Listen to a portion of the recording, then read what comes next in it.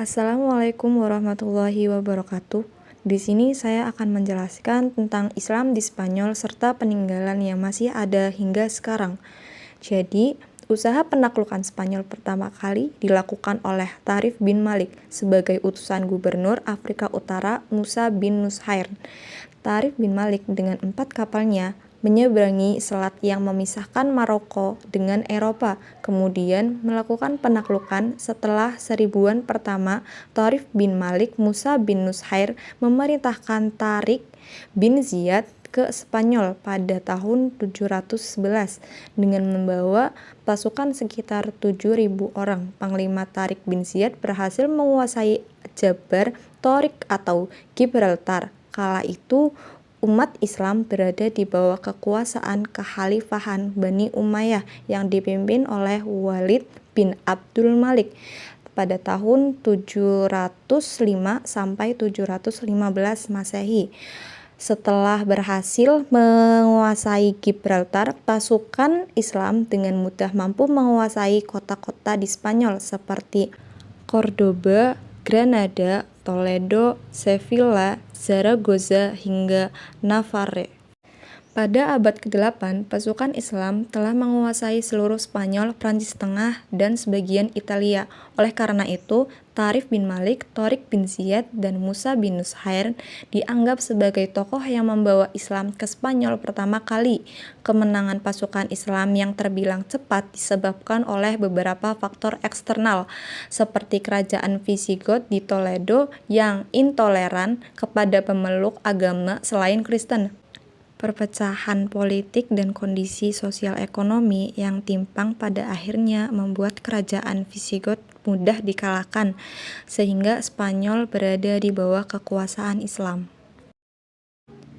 Kejayaan Islam di Spanyol. Setelah Spanyol berhasil dikuasai oleh Islam, Abdurrahman, keturunan Bani Umayyah yang melarikan diri dari akibat revolusi Abbasiyah, mendirikan pemerintahan baru di Cordoba pada tahun 756 Masehi.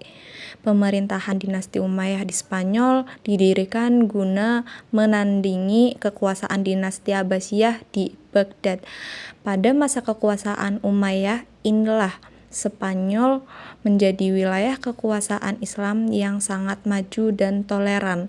Pemerintah Bani Umayyah sangat menghormati hak-hak setiap orang untuk memeluk agama kepercayaan masing-masing.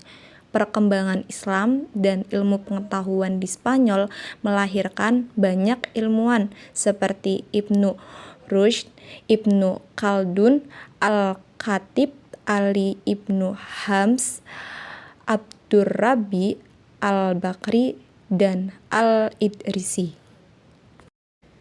Runtuhnya peradaban Islam di Spanyol. Memasuki abad ke-11, peradaban Islam yang dibangun di Spanyol mulai goyah. Salah satunya disebabkan oleh serangan pasukan Kristen pimpinan Alfonso VI yang ingin merebut kembali kota Toledo. Serangan tersebut gagal dihalau oleh penguasa Islam di Spanyol saat itu. Meski sudah meminta bantuan dinasti Berber di Afrika Utara, tetapi Spanyol gagal dipertahankan.